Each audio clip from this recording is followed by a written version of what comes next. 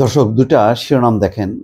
এই শিরোনাম দেখলেই বুঝতে পারবেন যে মাত্র কিছুদিন আগে যারা শেখ হাসিনার পতন আন্দোলনে কাঁধে কাঁধ মিলিয়ে লড়াই করেছে, এখন তারা কি বলছে।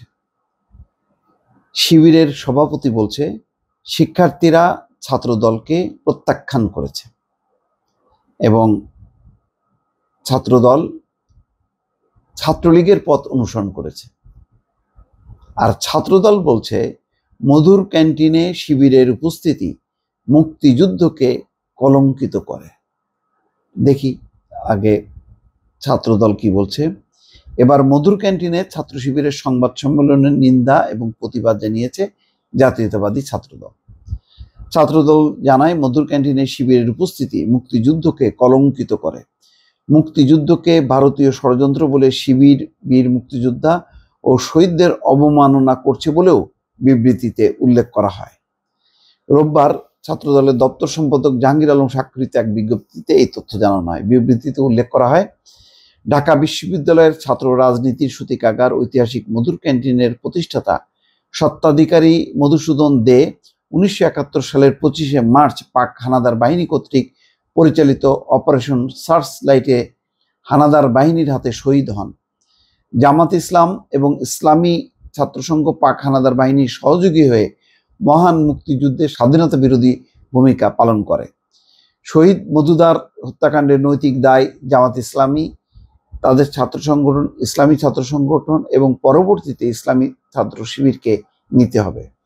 স্বাধীনতা বিরোধী সংগঠন জামাত ইসলামীর ছাত্র সংগঠন ইসলামী ছাত্র শিবির মধুর ক্যান্টিনের সংবাদ সম্মেলনে শহীদ মধুদার প্রতি এবং তার পরিবারের প্রতি অসম্মানজনক।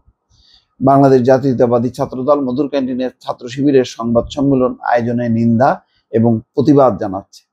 বিবৃতিতে ছাত্রদলের সভাপতি রাকিবুল ইসলাম রাকিব এবং সাধারণ সম্পাদক নাসির উদ্দিন নাসির বলেন, শহীদের নিজের আঙিনায় খুনির সহযোগীদের বিচরণ খুবই ন্যাক্কারজনক ঘটনা। অনুতাপ এবং বিবেকবোধ থেকেই ছাত্র শিবির মধুর ক্যান্টিনে আসা উচিত নয়। তারা আরো উল্লেখ করেন, অপারেশন সার্চ লাইটে শহীদ মধুদার মতো অসংখ্য মানুষ শহীদ হওয়ার প্রেক্ষিতে শহীদ প্রেসিডেন্ট জিয়াউর রহমান স্বাধীনতার ঘোষণা করেছিলেন, কিন্তু ইসলামী ছাত্র শিবির নানাভাবে মহান মুক্তিযুদ্ধকে ভারতীয় ষড়যন্ত্র বলে বীর মুক্তিযোদ্ধাদেরকে এবং বীর শহীদদের অবমাননা করছে। মধুর ক্যান্টিনের ছাত্র শিবিরের উপস্থিতি মুক্তিযুদ্ধের ইতিহাসকে কলঙ্কিত করবে। দর্শক দেখেন, শুধু বিবৃতি কিন্তু সীমাবদ্ধ না। আজকেই কালকে রাতেই সেখানে সিলেটের এমসি কলেজের সম্ভবত ছাত্র দলের উপর শিবির হামলা করেছে।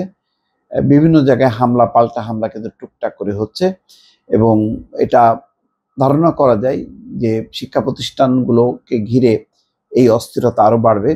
ইতিমধ্যে খুলনা কুয়েট যেটাকে বলে খুলনা প্রকৌশল বিশ্ববিদ্যালয় কিন্তু ইতিমধ্যে ছাত্রদল অভিযোগ করেছে যে বৈষম্য বিরোধী ছাত্র আন্দোলনের নামে ছাত্র শিবির তাদেরকে লাঞ্ছিত করেছে, তাদের উপর হামলা করেছে। সেই সংঘাতটা খুলনার কারণে সারা দেশে ছড়িয়েছে উত্তেজনা এবং চট্টগ্রামে আজকে গতকালকে রাতে কিন্তু তারা সরাসরি সংঘাতে লিপ্ত হয়েছে। ঢাকাতেও এই পাল্টাপাল্টি চলছে। শিবিরের সভাপতি বলছেন শিক্ষার্থীরা ছাত্রদলকে প্রত্যাখ্যান করেছে। ছাত্রলীগের পথ অনুসরণ করে সন্ত্রাসী কায়দায় বিভিন্ন ক্যাম্পাসে দখলদারিত্ব চালাচ্ছে ছাত্রদল, এমন অভিযোগ করেন ছাত্র শিবিরের কেন্দ্রীয় সভাপতি জাহিদুল ইসলাম।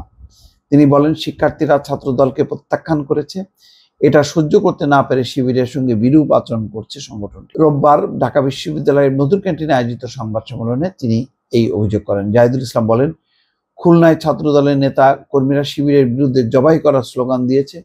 কুয়েটের ঘটনায় ছাত্রদল তার কর্মীদের বিরুদ্ধে কোনো শাস্তি না নিয়ে উল্টো ঘটনার দায় শিবিরের উপর চাপিয়েছে। তার দর্শক বুঝতে পারছেন যে 6 মাস 7 মাস আগের যে চিত্রটা আর এখন চিত্রটা কিন্তু একেবারেই আলাদা। শুধু শিবির ছাত্রদল না, একই সঙ্গে জামাত এবং বিএনপির মধ্যেও কিন্তু পাল্টাপাল্টি চলছে। বিএনপির একাধিক নেতা মুক্তিযুদ্ধের বিষয়ে জামাতের ভূমিকার নিন্দা জানিয়েছে, আর জামাতও পাল্টা তার উত্তর দিয়েছে। ফলে সামনের রাজনীতি বিএনপি এবং জামাত একেবারেই কি পরস্পরের বিরুদ্ধে চলে যাচ্ছে কিনা এবং সেটি গণতান্ত্রিক উপায়ে যদি মতাদর্শিক সংগ্রাম এবং আদর্শিক একটি সংগ্রামের মধ্য দিয়ে যদি সামনে এগোয় তাহলে ভালো, কিন্তু যদি সংঘাতময় পরিস্থিতি তৈরি হয় তাহলে রাজনীতির জন্য একটা ক্ষতি, এবং পতিত স্বৈরাচার শেখ হাসিনা তার দোসররা এর সুযোগ অনুপ্রবেশের একটি সুযোগ পাবে বলে অনেকে মনে করছেন। দর্শক ভালো থাকবেন, আল্লাহ হাফেজ।